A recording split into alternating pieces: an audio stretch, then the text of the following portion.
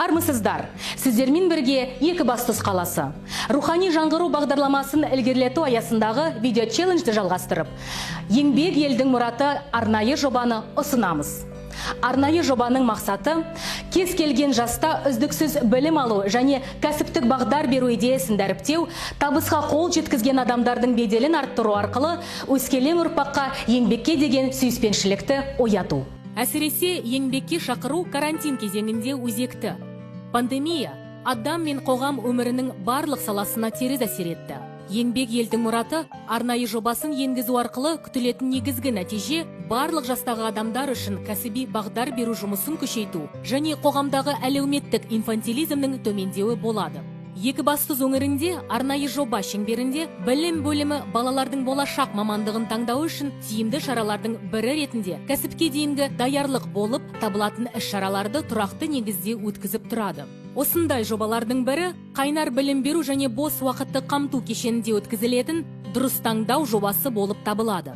Жұмыстың негізгі бағыттары бизнес-инкубатор, аспаздық мамандар мектебі, шаштараз, медбикелер мектебі, журналистика, театр студиясы, киім үлгілеу, сәулет және ЗЮС туристік клубы. Оның түлектері еліміздің қалаларында өнеркәсіптік альпинизммен айналысады. Сонымен қатар кәсіптік бағдар беру жұмысының бір түрі қала кәсіпорындарында оқушыларға арналған виртуалды экскурсиялар ұйымдастырылады. Еңбек әулеттерін дәріптеу арнайы жобаның мақсаттарының бірі болып табылады. Екібастұз қаласы түрлі салаларда ұрпақтар сабақтастығы оң рөл атқаратын отбасыларға бай. Әміреновтар отбасы 18 адамнан тұрады.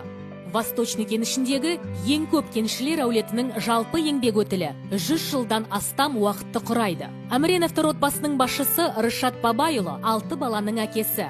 Восточный кенішінде 1985 жылдан бастап жұмыс істейді. Өзінің еңбек жолын конвейер машинисінен бастап, өндіру жұмыстары учаскесінде механикке дейін жалғастырған. Отбасының тату болуы, берік болуы, осы отбасындағы екі жанұядан құралады. Осы екі кісіге, екі адамға байланысты. Егер үйде тату тәтті бір-біріңді іздеп сағынып тұрсаң, содан асқан бақыт жоқ. Әрине қазіргі жастар бір бала, екі баламен тоқтап атады. Әр келген баланың өзінің несібе арысы бар.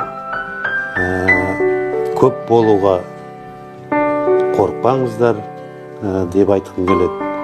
Көбейіңіздер, өсіңіздер. Рышат Бабайұлы мемлекеттік марапаттар мен алтын жұлдыз және отан орденімен бірге табысталған.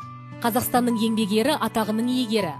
Сонымен қатар Әміреновтар әулеті республикалық еңбек әулеттері фестивалінің және мерейлі отбасы ұлттық байқауының жеңімпаздары. Екібастұздықтардың еңбек әулетіне қарап отырып, сабақтастық қоғамның рухани мәдениетін дамытудың қажетті атрибуты отбасылық құндылықтарды нығайтып және патриоттық еңбек тәрбиесін арттыруға ықпал ететінін көреміз. Баршаңызды рухани жаңғыру бағдарламасының 4 жылдығымен құттықтаймыз және табыс тілейміз.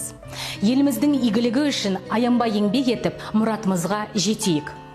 Назарларыңызға алғысымызды білдіріп, челленджді Ақсу қаласына табыстаймыз.